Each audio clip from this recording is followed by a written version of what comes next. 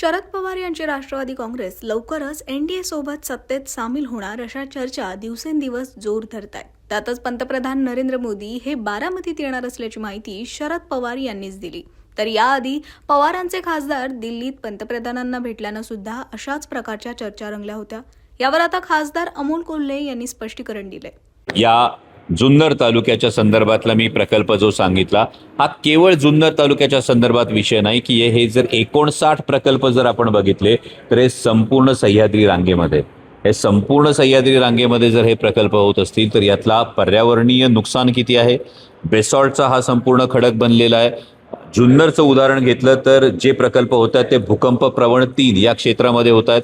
माळीणसारखी दुर्घटना जिथे घडलेली आहे तिथून अवघ्या 14 ते 20 किलोमीटरच्या अंतरावर आहे.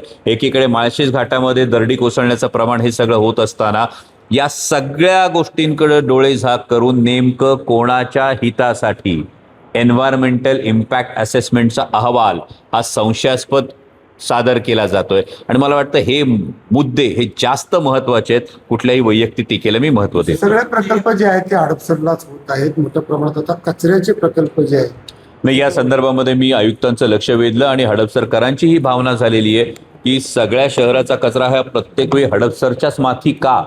हे हडपसरकरांची जी भावना आहे त्यानुसार याचं डिसेंट्रलायझेशन हे प्रकल्प झाले पाहिजे ही सगळ्यांची मागणी आहे. थँक्यू. ओपन डम्पिंग तिथं बंद होतं मात्र पुन्हा तिथं ओपन डम्पिंग चालू झालं असे हडपसर. या संदर्भामध्ये सगळ्या या गोष्टी आपण केलेल्या आहे. माझी फक्त आता जिल्हाधिकारी महोदयांबरोबर हा जो माळशेज बोरांडे प्रकल्प आहे या संदर्भातच एक अत्यंत महत्वाची बैठक आहे. त्यामुळे मी आपल्याला विनंती करतो की आपण त्यानंतर बोललो तर जास्त बरं होईल. तुम्ही सगळे खासदार भेटल्यानंतर परत एकदा एनडीए मध्ये राष्ट्रवादी काँग्रेस पार्टी शरदचंद्र पवार जाणार असल्याच्या मला वाटतं हे राजकारणाच्या संदर्भामध्ये हे खरं तर दुर्दैवी गोष्ट आहे. देशाचं नेतृत्व करणाऱ्या पंतप्रधानांना जर कोणतेही खासदार भेटले आणि ते दिवसाढवळ्या जर भेटले तर मला असं वाटतं की त्यानंतर अशा काहीतरी चर्चा करण्यात काही उद्दिष्ट नाहीये. हाऊस सुरू नव्हतं आणि त्यामुळे हे जे आमचे प्रश्न होते हे मांडणं गरजेचं होतं. 16 ऑक्टोबरला बारामतीमध्ये येत आहेत कार्यक्रमासाठी साहेबांसोबत.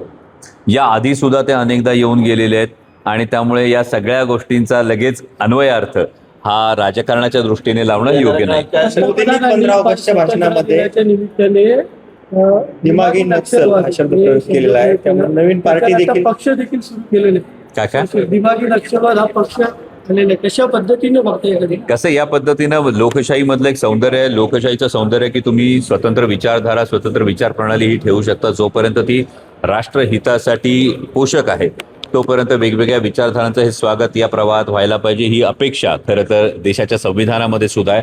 आणि त्यामुळे मागे जसं सर्वोच्च न्यायालयाच्या न्यायमूर्तींनी एक विधान केल्यानंतर जी एक मूवमेंट ही सुरू झाली कॉक्रोच पार्टीच्या निमित्ताने तसे हा दुसरा काहीतरी प्रकार असू शकतो. मी त्याच्याविषयी मला पूर्ण माहिती नाही त्यामुळे त्यावर भाष्य करणं योग्य नाही. थँक्यू.